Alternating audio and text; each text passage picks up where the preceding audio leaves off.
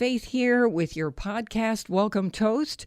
A great way to lose weight is to eat naked in front of a mirror. Listen to our show in small bites or enjoy the whole thing. I got that sunshine in my pocket, got that good soul in my feet. I feel that hot blood in my body when it drops. It's great to have you joining the party on the Faith Middleton Food Schmooze, inviting you to eat, drink, and be merry with us. Coming up on the show in a little while, we have Adventures in Slow Cooking. Oh, is this going to make you hungry? We have all kinds of recipes for you, all kinds of techniques. Imagine this kind of cooking where you just throw something in a pot and come home and it is done. All you have to do is put it on a plate. There could be some searing involved as a first step. No, that's definitely true. Okay, my treasured food buddies are here. Senior contributors Chris Prosperi, Alex Province, and senior producer Robin Doyon-Aitken. Here's what we love about homemade soup. You can make it into a meal with a few simple tricks. We all do this here on the show, right? Snowy day. That's at like least once or twice a week. Oh no, for me it's like whenever there's a snow or it's weather related. Yeah, it's for me. No, because I do it in the summer too. But in the winter, it's about that cold, snowy kind of day. And the first thing I do, inside. Yeah, and you're stuck inside, and you know you have to go maybe outside to do some clearing, and you want to come into something warm. I don't even relate it to the weather, although that is fun when it's snowing out and you do this kind of thing. For me, it has to do with it's flavor and calories and ease. That's why I love it. It's comforting. I feel it's somehow healthy because I'm having soup with all the elements in it. Yeah, well, true. I do No, it is true. because it's got protein and grains and vegetables. vegetables. And liquid. We just want it to be enjoyable. The liquid, I think they say,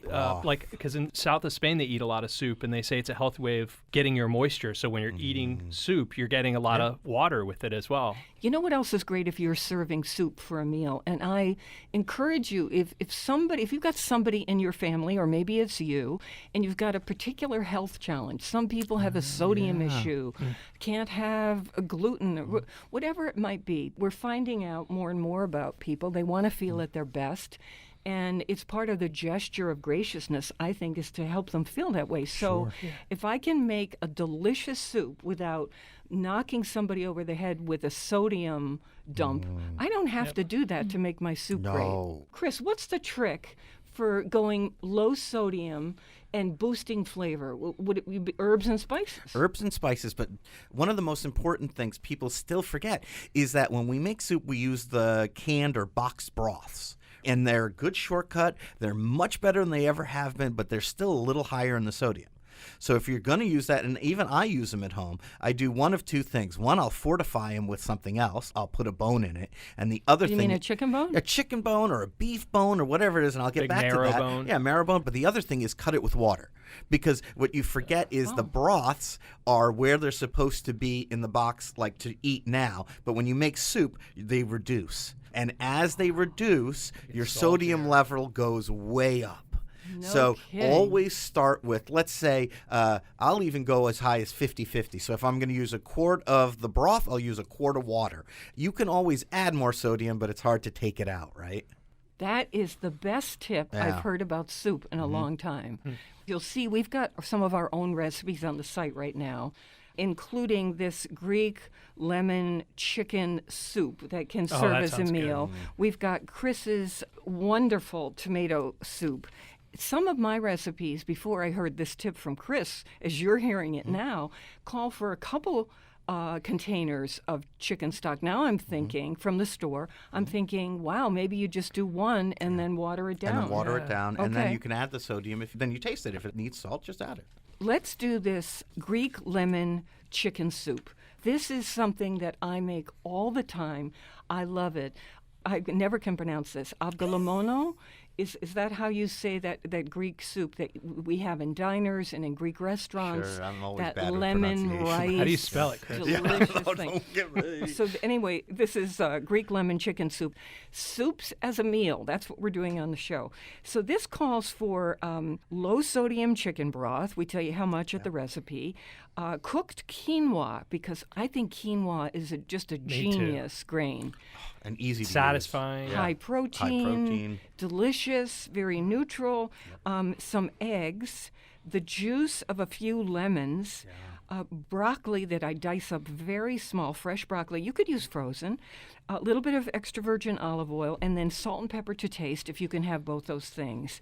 Now, I'm going to tell you how to make this. This is so easy. If you want to add to this soup a little more protein, you can do that, as in chicken, shredded chicken, off a rotisserie chicken if you want. Or maybe there's an extra chicken breast around that's been hanging around. Or maybe you poached one while you're cooking your soup. And it is delicious That with sounds shrimp. wonderful. So it would be Greek lemon chicken soup or Greek lemon shrimp soup. They're both so delicious. Okay, so I just cook up a bunch of quinoa, and I tend to put it in a container and take out a scoop and great way add to it go. to all kinds of things. Salads, Salads, soups, whatever it is. stir Sometimes I fries, have it everything. in the morning for my cereal. Oh, like a free. Like a porridge, yeah. Yeah. So anyway, you cook up some quinoa and you just set that aside. And then in a soup pot on the stovetop, you know that broccoli, a little bit of olive oil, diced up really fine, and for about 10 minutes, and then it gets tender. And then I add the couple containers of the chicken broth, or maybe one plus water, and I throw in that cooked quinoa to the pot, and I bring it to a boil, and then I reduce it, and I'm just stirring it occasionally. Sure. Chris, you're with me so yeah. far. Okay. The aromas. Oh, my God. Now, while that's cooking and a little bit of stirring, I put down my spoon and I just take a bowl. And this is the easiest thing. I take a whisk and I whisk together the whole eggs and the lemon juice, and I just whisk, and it starts looking frothy, kind of white frothy. And I keep whisking, and then what you do to keep the eggs from cooking is you take 1 cup of the soup water, slowly drizzle it into Temper the it. eggs, and keep whisking. You just don't want the eggs to cook, and that's the trick. Then I dump that back into the soup pot, and suddenly nothing is cooking. Now, at the very end, you could it's a toss in classic your technique. shredded chicken. Sure. You throw in your cooked shrimp in there, and then it's stirred a few more minutes. And you are good to go. You can serve that with a baguette or a salad. That is Crusty at bread, right I love now. that. It's posted at foodschmooze.org as one of my go-to soups all Oh, it winter sounds long. wonderful. Totally right? a meal. Yeah. Isn't it?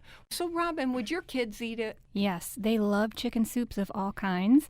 And they also think, too, that when there's some lemon in there, it's somehow special or fancy. Oh, that is Yeah. adorable. I like that. Okay, And I good. love it. People forget about acid in soups. Oh, it's so important. Let's hear about Brightens it up, some right? of your soups as a meal.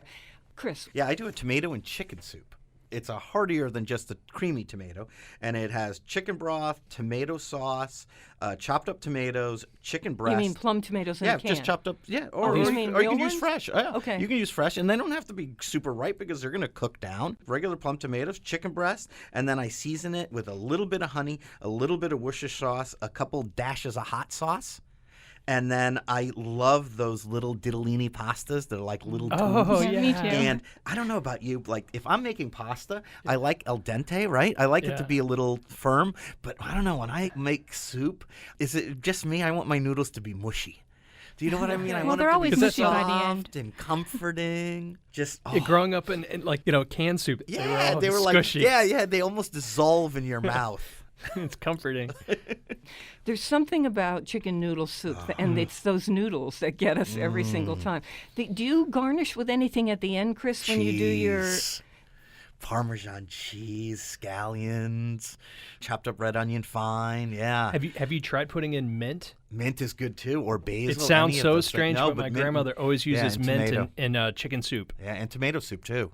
And it Wow. goes in at the very end, and it just gives it this kind of wonderful, fresh flavor. It sounds so contrary to what you would ever use mint for. I know there are cilantro lovers and cilantro haters. I happen to be in the love camp. I would put cilantro in Yeah, and this. fresh lime over the top then. Ooh. So it could Starts go in going different Asian. directions. So so I mean that's the thing about soup. So if I were to do that, I would add some cumin into the soup when I'm making it. And I then love cumin. too. now I'm taking it I into do that too. Mexican Spanish thing. I garnish it with cilantro. Lime. I squeeze lime, and it's a totally different soup again. You don't even have to do the baguette at the end the way you do with my soup. You do tortilla Tortillas chips. crispy. Yeah. And you can even sprinkle them over the top so you have that kind of tortilla casserole, right, Robin? Yeah. Your kids would love that, I think. Okay, so at foodschmooze.org, we have my Greek lemon chicken or Greek lemon shrimp soup. It's not hard to do at all, and it features quinoa, not usually the white rice that many Greeks use in that traditional recipe. It's a little bit higher in protein. I like the texture of it, the taste of it. And Chris has just given us his quick and easy tomato chicken soup. Love that recipe. All of them at foodschmooze.org. It's like big hugs in bowls. This is too good a subject. You obviously, if you're just joining us, we're doing how do you make soup into a meal on a weeknight or a weekend? There is not a question that we would invite people over to have this meal. It doesn't 100%. have to be a roast. It doesn't have to be homemade ravioli. Yeah. This is a meal for your friends coming over. Less expensive, and I It's think people leave delicious. happier after a big bowl of soup. People walk in and you say, grab a bowl. Yeah. Oh, yeah. A few garnishes on the table, baguette, salad. You're good to go. Something wonderful for dessert. You're done. Rustic napkins and just rustic bowls and big spoons. Pirate iPad. Higher. Grab some grog. Okay. So I want you to join our conversation because there are too many people with too many great ideas about this very subject, about how you turn soup into a meal at your house. And it's also great to have something slightly lighter at the end of the day. If you go to us on Facebook right now, tell us about what you do when you make soup as a meal. Is there something you add to an existing soup? Is there some? We don't care. We want to know your trick for making soup as a meal. And you can find us right now at Faith Middleton Food Schmooze. Okay. Alex, what do you do as soup as a meal? So we like making our chicken at home the way Chris does. So low and slow, and I always make it in a skillet. And when I'm done, So this is roasting a chicken. yeah, I love roasting a chicken in a small skillet. And when I'm done, I always save the carcass. And even while I'm doing dishes, I'm making my stock for a future date. Yep. I'll go in the freezer. I keep all the frozen gizzards from all the whole chickens. I put them in a Ziploc bag. I have a stock pot of water with the carcass. I throw in any ugly old vegetables, in the empty the root, fridge. drawer of the refrigerator. So the carcass, the gizzards, these vegetables. And by the time dishes are done, you really have a base to a soup. And so then I'll let that cool. I'll strain it. Without all the sodium, by the way. For Who flavor, needs I'll it? do peppercorns, but I'll put in whole peppercorns. So future date, I'll take this base and then I can take it, like you were saying, Chris, in a Spanish direction. Well, wait a minute. Do you freeze that? So I'll base? freeze it. I have a whole bunch of containers I get at like a restaurant depot. I'll label the top saying, Chicken broth. chicken broth. So one night I'll come home and I'll defrost it. And if I want to turn it into Spanish soup, I will put in some chorizo, like not the dried kind, but the Fresh. uncured chorizo. You mean do you cook it first? No, I just pierce it. You have to pierce the casing or it'll sort of pop. Oh, so you do the whole sausage? Yeah. I just pierce it with a fork, a couple Wow. of Right in the spots, Okay. broth. and I I've throw never- it right into the Can stock. you do that? Yeah, of Okay, go course. ahead. Yeah, so now Let all it of a sudden simmer. it starts giving it like a paprika, spicy, delicious Spanish flavor. Then I'll take, you can either soak garbanzo beans, but if you don't have time, just use canned, rinse them off. Yep. I dump that in. I take potatoes and just sort of roughly, chop them into big chunks, throw that in, and then half hour later you have like a Spanish, sort of a quick version of a cocido. It's like a very hearty garbanzo chicken soup that has different kinds of meats, pork, beef, bones, chorizo. Yeah, very hearty. But it takes like hours to make. But this gives you kind of a quick Shortcut version. version. Yeah. And if you want to make it like northern Spain, you can actually add at the last few minutes, add some kale to it or any kind of leafy greens. Ooh, Swiss okay. chard. Yeah, Swiss chard would be perfect. And all of a sudden you have this like caldo gallego, like a Spanish, northern Spanish soup. But it's all from like what you would throw away, your chicken carcass and the gizzards that come with the chicken. And that's You save all gold. that That's stuff. gold. Yeah. This will be fantastic. Robin, I want to hear, do you ever do this soup as a meal? Sure. Sometimes I use it as an excuse to have a really good bread. I'm yeah. all about the bread. Me too. So with a salad, that's how I really turn it into a meal. The sides. So what is your soup? A brothy soup, usually a chicken soup, because that's what I can get everyone to say yes to. So that's easy enough to know how to do. What, do you put noodles in yours for the kids? Or? I do, but I use this trick so that the noodles don't get too mushy. I actually add the noodles in last. Yep. The soup is bubbling and it's simmering and it's wonderful and everyone is looking forward to it. I cook the noodles separately and add them to the bowls after. I just love a soup that has something hearty in it. Oh, yeah. So it might be Chris's chicken, my shrimp. I like the idea of doing sweet potatoes, regular white potatoes. Pumpkin.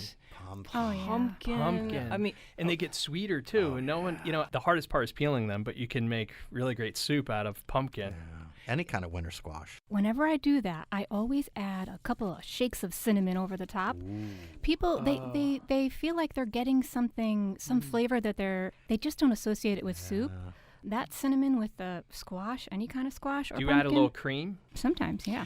so I'm so glad you said this, Robin, because this is where I fool around with Middle Eastern spices. There's one called za'atar. Oh, that's your favorite. It's my favorite, but there are many that I Remind like. me of that one. It is a kind of citrusy, like Sumac. reddish brown. It's sumac, actually, ground up. So delicious. It's a little citrusy in some And sesame. indefinable way. So I will sprinkle that into a soup. This is a time where you could experiment with some spices that you like. You start playing with the spices and the herbs like that, you can take your soup in totally different directions. My grandmother would add in her beef soup would add clove. Yeah, that's another Which one. is, everyone has the, clove in their drop spice one drawer. in there. Yeah, you just do a few, and it gives us like kind of like what spice does. It's like a little buzz of like this bass note. Do I remember that there is cinnamon in one of the classic Vietnamese beef recipes? I'm for you. in the one camp that I like cinnamon in savory things more than I like cinnamon in sweet things. There's something about these hearty soups that you make as a meal where everybody is sitting there saying, oh, this is so good. This feels so good and tastes so good. I think we evolved to eating soup, right? one Like of our people, first you'd foods. have a big pot going over the simmering. hearth and simmering soup. All right, listen, here's the deal. I could talk about this forever, but we have a tremendous book coming up, and that is Adventures in Slow Cooking. Fantastic book. I am now about to go off. I've got an assignment for the show, so I'm about to go off and do that. It's killing me because I want to be with my buddies every second of this show, but they swear they're going to have a good time with you while I'm gone. We will. Okay, more mouth-watering conversation and fun ahead on the Faith Middleton Food Schmooze. I hope you will make a charitable contribution to feed the hungry. We're online now at foodschmooze.org. That's where all of our soup recipes are. We'll be right back.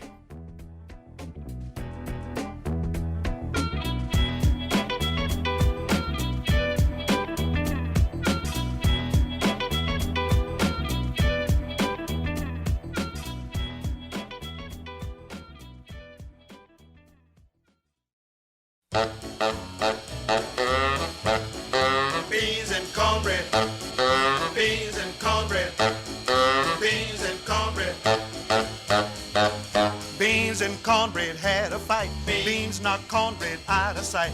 Cornbread said, now that's all right. Meet me on the corner tomorrow night. I'll be ready. I'll be ready tomorrow night. I'll be ready. I'll be ready tomorrow night. I'll be ready. I'll be ready tomorrow night. That's what Beans said to cornbread. Welcome back. This is the Faith Middleton Food Schmooze, minus Faith at the moment. She's on assignment, but the party continues.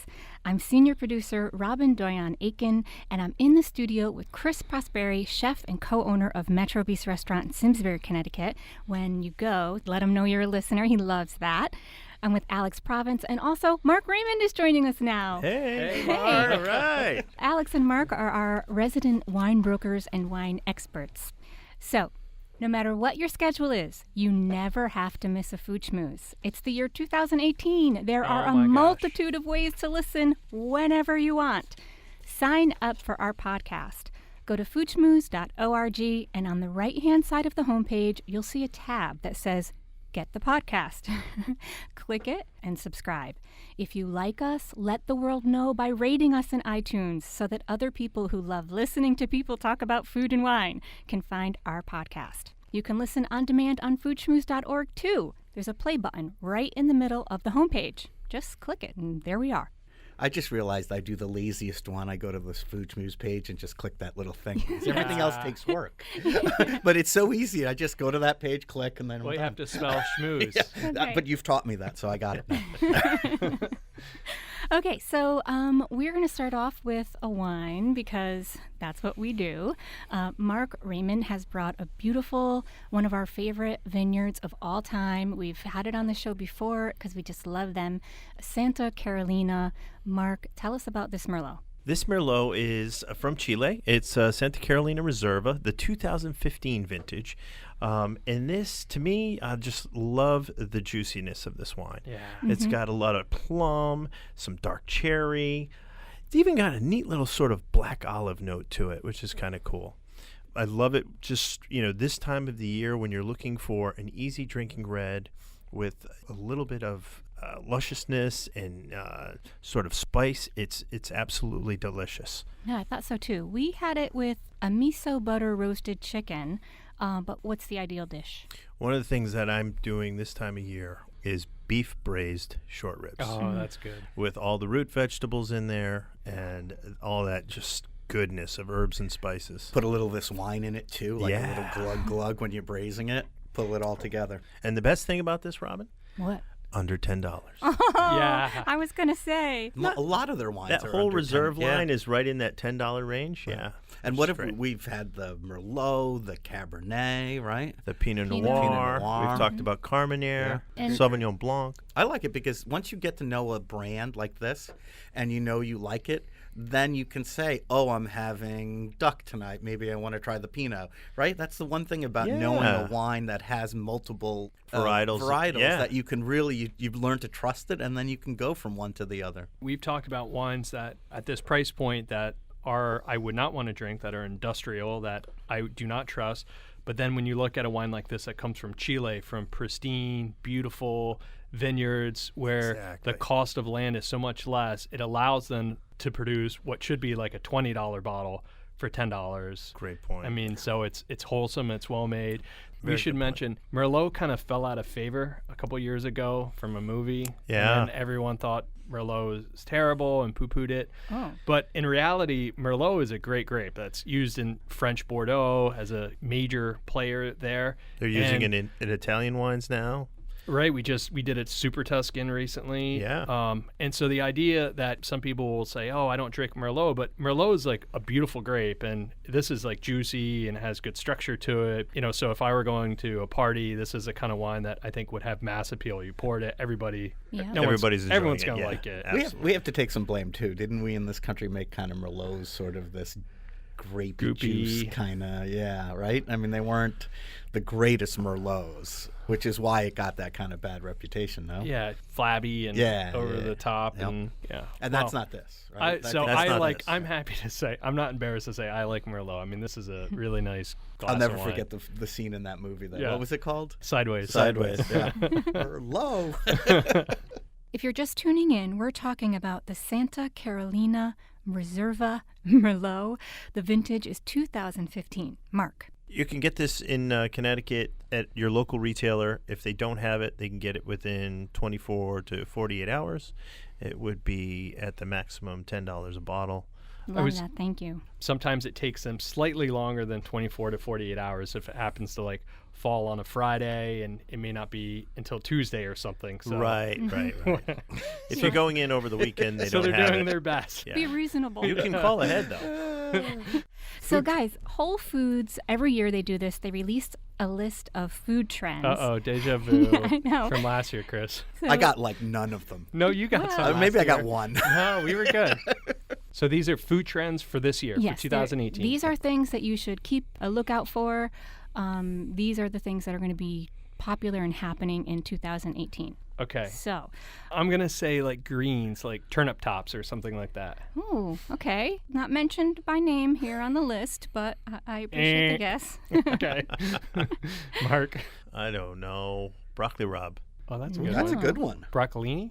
The vegetable that Whole Foods really did mention by name as a big trending food for 2018 is mushrooms, actually. Oh, I love it. I love it. I love mushrooms too. Wild I'm not happy to ones, see 'em. right? Yeah. Local ones. Yep. Let me tell you a couple and see if you are kind of game. And then ask us again. yeah, see if you're game for these. So, how do you guys feel about edible flowers?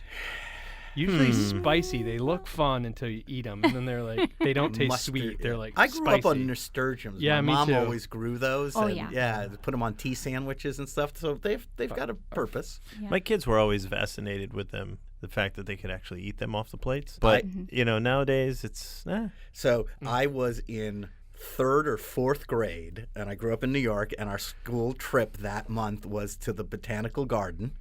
And maybe this was the moment I knew I was going to be a chef, but I blocked it.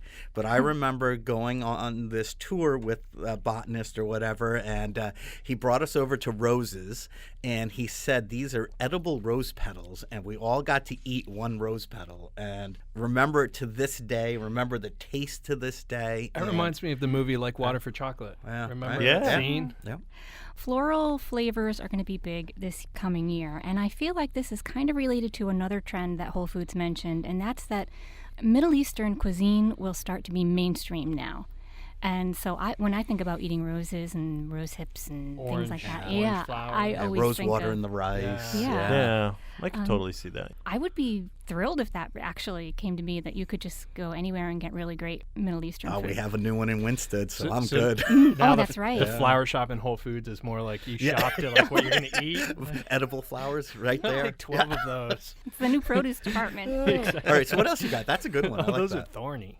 So for snacks, everything, forget your regular chips Mm-hmm. now. Everything is going to be puffed and popped. Puffed and pop, like rice products. Yeah. Kale and, like, chips. pop chips. Barley. No, I get these in Stop and Shop. I get these like rice chips that are barbecue flavored, that are low cal.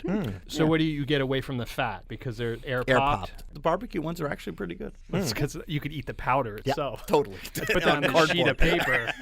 Well, that's the point, right? And it's low cal and you Right. feel good. Just sprinkle it in your mouth. The whole bag is like 100 I put my calories. palm and like lick.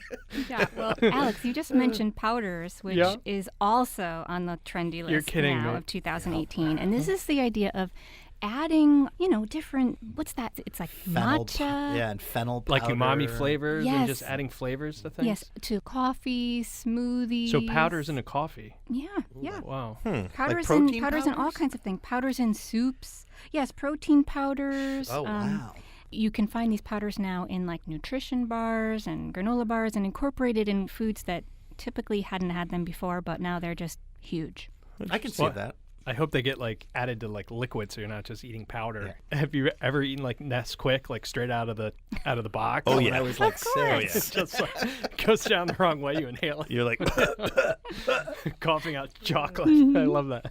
Now, another food trend that I'm totally on board with, people will now be eating shellless tacos. So like all the fixins and the fill-ins in very reminiscent of tacos. Like but a taco not- salad. Yeah, but not in a taco shell itself. Why is that? Fortune magazine is saying that people are just trying to reinvent the taco in any way they can. It's about reinvention. so a deconstructed taco. Yeah, and also too having tacos the for fun of any that? meal, for any course. So like breakfast tacos and brunchy tacos. I do like breakfast tacos. with Dessert eggs. Yeah. tacos. Faith loves dessert tacos. She Oh, always dessert chocolate tacos ones. Yeah, are awesome. yeah. The last one I thought we would talk about is this idea that bubbles are going to be huge in 2018. Everything's sparkling. Soda waters. Yes. They do a 365 brand sparkling water that has no sugar, but it just has the essence of like strawberries or like lemons, and Yeah, I've you had know, that. and it's actually I like it. fun sort of alternative to soda. Yeah. Well, no wonder Whole Foods is trying to Do they have bubble? recommend this. All right, so can I go back? Let's go back and look at the ones from last year and see if we think any of those came through. So last year's wellness tonics, not too much, right? No. On the wagon going through town or whatever. Coconut everything. That one I kind of Oh, yeah. Yeah, there was coconut in everything. I remember Yep. going to Coconut oil. restaurants. A lot of coconut. Yeah, so that one was definitely true. Japanese food beyond sushi. Like I can see that. miso? Yeah. Creative condiments. Oh, yeah. I dabbled with that. Rethinking pasta. This one I totally agree with, like different grains and also vegetable noodles. And I was in Stop and Shop just last night, and they had all these spun vegetables that they were calling vegetable pasta, and they gave you sauce ideas to put on it. Yeah, remember the spiralizer? Yeah. Purple power. So rich colored purple foods are popping up everywhere. Purple cauliflower, purple rice, purple sweet potatoes, purple regular potatoes. Yeah. All right. That's so Can't say I've eaten 2017. anything. So Yeah. 2017. Oh, yeah. And one Everything more, flour now. All right, one more. flexitarian. I'll agree with that one. Oh, Yeah. What's That's been around flexitarian? for a while. Flexitarian, that's like Eat anything? It's like being a vegetarian maybe during the week. Yeah, it's personalized. They say it's called a personalized vision of healthy eating that's less rigid than typical vegan. So you'll have a little meat, but you're not super strict. You'll have fish. All right, so those were some of last year's. So what do you think? Half came true? Maybe it depends where you are in the country, though, as well. Trends, maybe in San Francisco or something. It was more. I'm going to help mushrooms go along. I'm going to start this week and put Mushrooms on never the went menu. away. I'm I definitely love doing mushrooms. that. But no, really push them because I love mushrooms. Me Me too. too. You've been like getting your own, right? Yeah, This I fall? have a woman that Marlene, our mushroom lady, and she is Super the sweet. best Yeah. at finding these great. Yeah, we got giant puffballs this fall that were like the size of basketballs, and if you've ever seen them, they're just giant white mushrooms. And what do Yeah. you do? And you cut slice them and bread them, and they're just like eating meat. Come on. So that could be on the flexitarian diet from last year. This conversation is to be continued about 365 days from right now. All right. See We'll do these it again. trends. Okay, on the other side of this break, adventures in slow cooking. If all you ever make in your old crock pot is pot roast, stay right where you are. Food writer Sarah DiGregorio shares recipes from a 3-ingredient winter tomato sauce to a sticky toffee mapley pudding, plus all kinds of slow cooking tips for today's home cooks. We love the local. Please support your local food growers and food makers. For on-demand delivery of the Food Schmooze Party every week, and for Faith's food, wine, cocktail, restaurant recommendations, hot topics, and short videos, plus all the recipes we feature, we're always online at foodschmooze.org, and we'll be right back.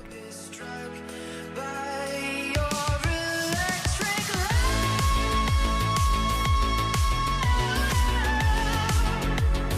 Baby, your electric love.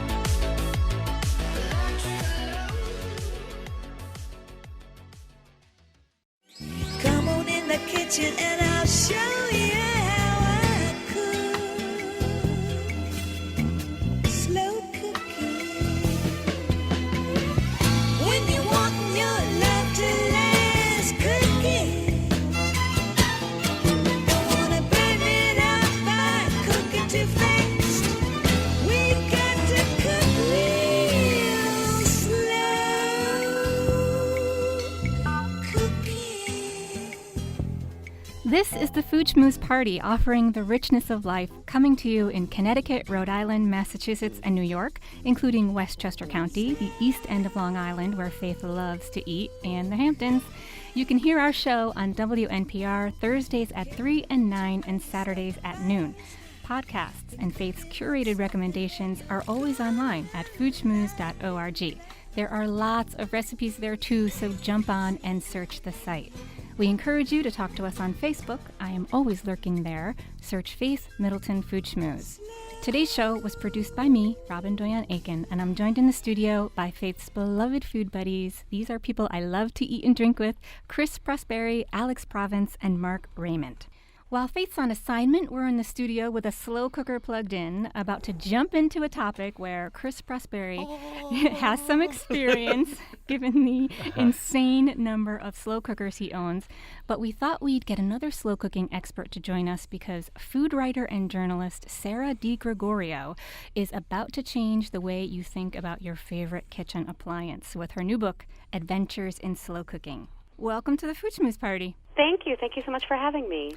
Now, I just said your favorite kitchen appliance, but I have to qualify this because my personal favorite appliance is probably my coffee maker, but... Or dishwasher. Yeah, oh yeah. But the slow cooker is definitely a close second. I use it all the time. No way. Yeah. I need coffee. I love coffee, but you know what? Sarah, we can make coffee in our slow cookers, couldn't we, Sarah? Come on. Sarah is with us to help us put our slow cookers to better use because a lot of people say, like, set it and forget it and that kind of thing, and I can sometimes be guilty of that. But when you do that, you are sacrificing some deliciousness, right, Sarah? Yeah, that's right. In general, I would say that's right. You know, I think that many people want to use their slow cooker as a convenience tool, and certainly I think my recipes are convenient, and really there are many, many recipes that you can leave to cook for 8 or 10 hours. But if you really want to maximize the flavor and the texture of the dishes that you're getting out of your slow cooker, there are often small and easy steps that you need to do either before you put the food into the slow cooker or after you take it out. And so those things like sautéing aromatics or adding bright, fresh ingredients before you serve or running something under the broiler to crisp the skin, those steps are so powerful in terms of getting the most out of your slow-cooked dishes. So agree. I mean, when I first started using the slow cooker, because I'd never used one before, I had never even seen one before. And Really? yeah, and I tried a couple of recipes, and I was like, this is no good. And you have to really rethink what it is and what it does, use it for what it does the best, and then do little things to augment. That's absolutely right. I think a lot of times people are put off from slow cooker cooking if they try a couple of recipes and they think, you know, what I make on my stovetop is just so much better than this.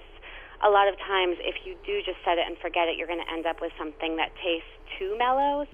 Everything is one texture, and you get something that's a little bit boring and maybe not up to your standards. But there are so many little tweaks that you can make once, as you say, once you sort of understand how it works and really know how to play to its strengths, you can really get amazing results out of your slow cooker, I think. Yeah, no question. Agreed. So are some of these tricks stuff you do, like the benefit of a slow cooker is you can let it go all day and come home from work and your house smells great. So do you do this stuff in the morning before you go to work and then...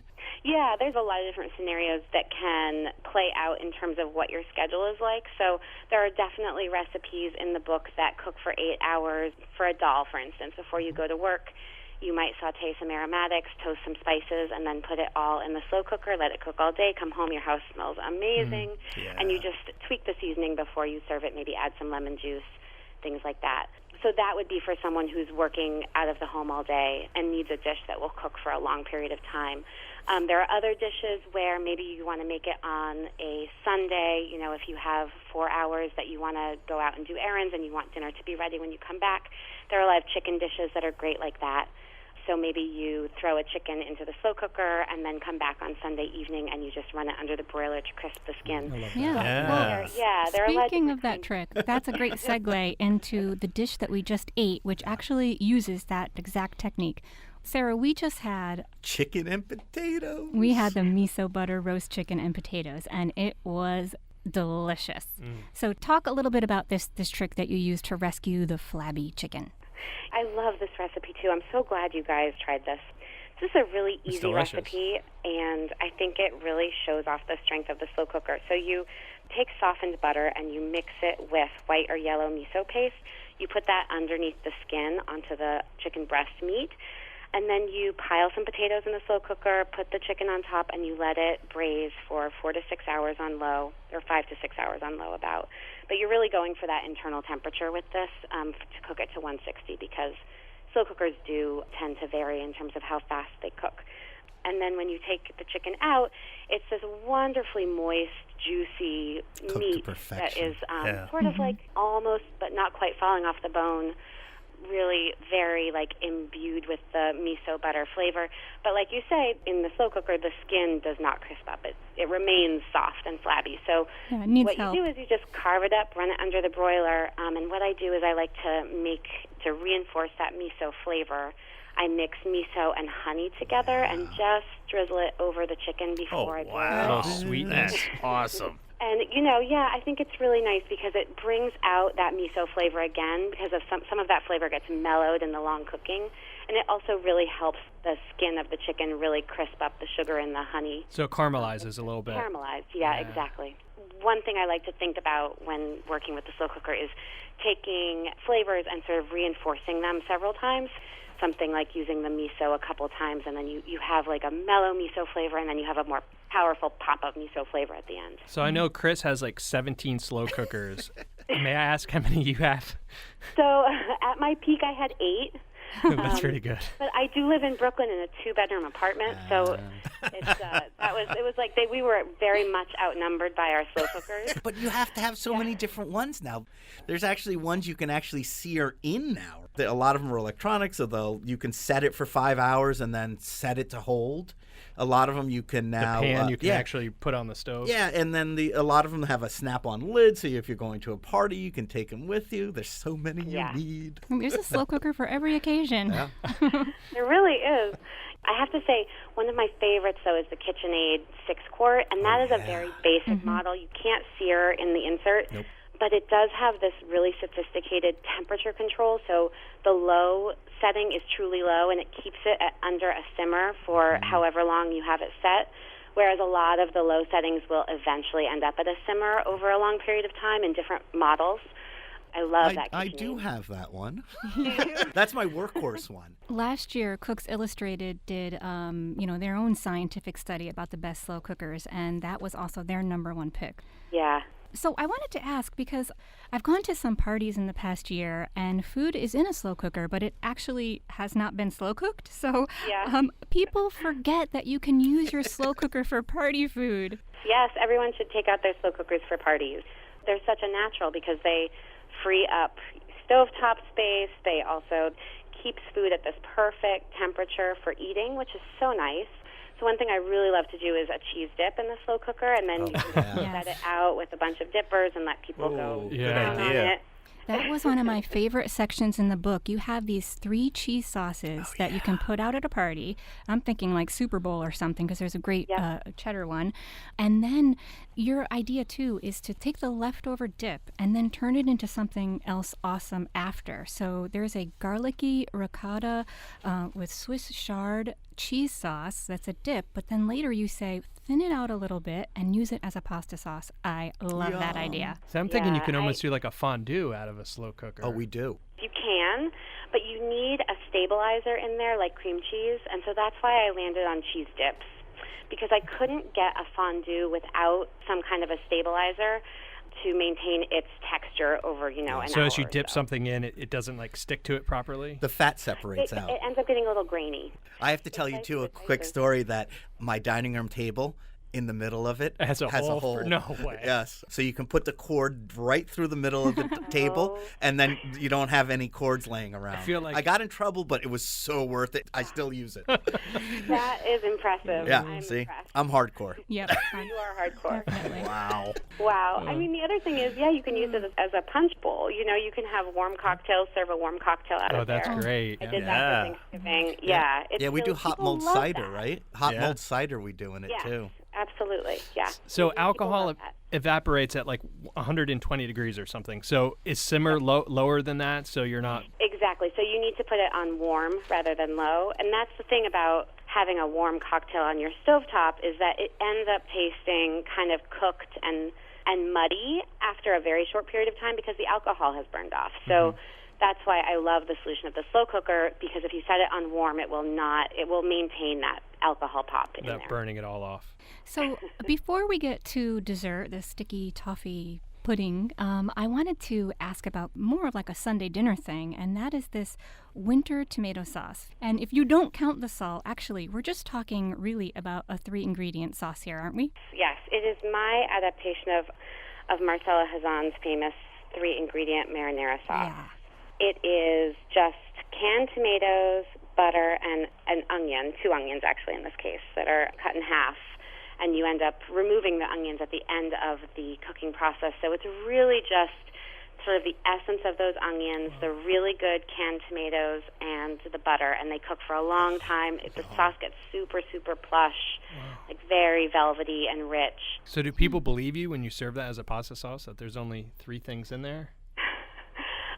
I try to keep people in the dark about the 1 stick of butter that's in there. Yeah. Don't look. It's almost 2 ingredients. That's the kicker ingredient, though, isn't it? It's you would think it's tomatoes, but the butter makes canned it. Tomatoes are really good. It's such a no-brainer. It's just delicious. And this is what the crock pot does well, right? A sauce like this. Yeah. If you're just joining us, this is the Faith Middleton Food Schmooze. We're talking with cookbook author Sarah DiGregorio about her book, Adventures in Slow Cooking. Before we go to dessert, though, I have a quick question, because when I first started using the slow cooker, stews, that was the only thing. It was just like, this is for stew, this is for stew. And pot roast. And pot roast. And but stewed meats and stuff. Then I started looking online at recipes, and blown out of the water that you can make cakes, cheesecake, you can make crumbles, all this, like, and I think that's something we don't do enough of, because I see people, like, when I go to parties, do all kinds of like savory dishes, but there's so much dessert work you can do in a slow cooker. My very favorite thing to do in the slow cooker is use it as a water bath, because it works absolutely perfectly. And that was one of the first things I did when I was thinking about writing this book. I had talked to Grant Achatz about, what a slow cooker could do, and he brought up pot de creme, and I was like, really, you can do a custard in the slow cooker? And he was like, yeah, of course, why not? And I thought, why not? I don't know. So I went home and I tried a really simple custard in little oven-safe ramekins using putting a little bit of water into the slow cooker. And it works so beautifully because it really steams them very, very gently. It's super, super easy. It doesn't require turning on the stove and getting out a roasting pan and filling that with boiling water, all of which works as well, but it's a little bit cumbersome. Agreed. That's why you need the 12-quart. That's right. Well, you do need So you could have plenty. Is that the biggest they come? I have only seen them go up to 8 quart. Oh, there's a 12. One of my favorite things to do is, especially, how busy everybody is in the morning, is I'll set my steel-cut oatmeal up, the night before. You get up in the morning and you smell it in the house with all that cinnamon. So you set the timer. Yeah. All right, let's switch gears a little bit. It's time for dessert now. Let's go into dessert. Please. We have on the site sticky toffee pudding with maple caramel. Now, you have an interesting trick for balancing out the sweetness in this dessert. Yes. And it goes back to my favorite appliance, I think. So talk about how you make this British staple not too sweet. A sticky toffee pudding is basically a very moist date cake. It's a steamed date cake. And so what you do in the beginning is you cook the dates, often with a bit of boiling water and baking soda, which breaks down the skins and makes them very soft and sticky. But instead of using water in my recipe, I used coffee, which is actually something that I took inspiration from Martha Stewart on this. The finished cake does not taste like coffee, but it does have this very, very subtle sort of savory fullness to it that I think the coffee adds, because one issue with sticky toffee pudding is because it is a very moist date cake, it can end up tasting a little bit sweet, too sweet. So I think the coffee really balances that out. It's like in chocolate cake, too. Exactly. I love that you jazz up the caramel with maple. And I'm saying it right now here officially that maple will be a trendy flavor in 2018. It was not on the Whole Foods list of food trends, but I'm seeing it everywhere. They forgot. Well, I hope so, because I think maple syrup is such a genius way to add full flavored sweetness.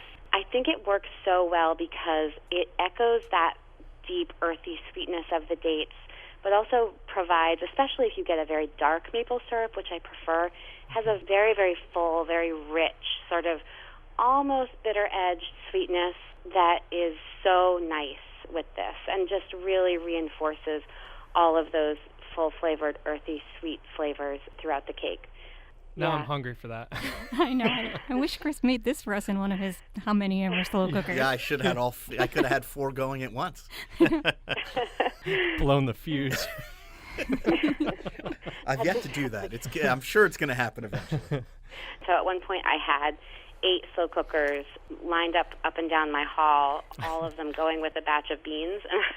Oh my I goodness. wondered if saw I was this. going to blow the fuse in the building, but I didn't. So. If you want to see proof, if you don't believe this, check Sarah DiGregorio's Instagram because there are pictures of all of these slow cookers lined up. So I hope you had friends to help you eat all that. You know, my neighbors are so good about taking my leftovers that They need must home. love Oh, you. yeah. I wish you were my neighbor. You can come over anytime. Well, Sarah, thank you so much for hanging out with us. Thank you for having me. It was such a pleasure to talk to you guys. It was great to talk to you So too. much fun. Yeah. Our guest was the food writer Sarah DiGregorio. Find several recipes, including the miso butter chicken and the toffee pudding and the winter tomato sauce, on our site, foodschmooze.org. Plus, there'll be information about the book Adventures in Slow Cooking. Have your own adventures. Get the book, try the recipes, and leave a comment on the site and let us know what you made. Thank you to Chris and Alex and Mark. Thank you, listeners. We're on WNPR Thursdays at 3 and 9 and Saturdays at noon. Weekdays, keep an ear out for Faith's 60-second food schmoozes. I'm Robin Doyon Aiken. We'll be back next week for more fun, but in the meantime, I'll see you on Facebook and on foodschmooze.org.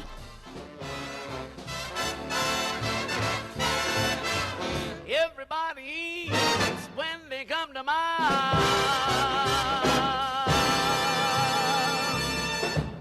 Hey, thanks for listening to the podcast on your schedule. And when you need a little more party in your life, we're here online at foodschmooze.org. And we hope you'll talk with us on Facebook. We're at Faith Middleton Food Schmooze.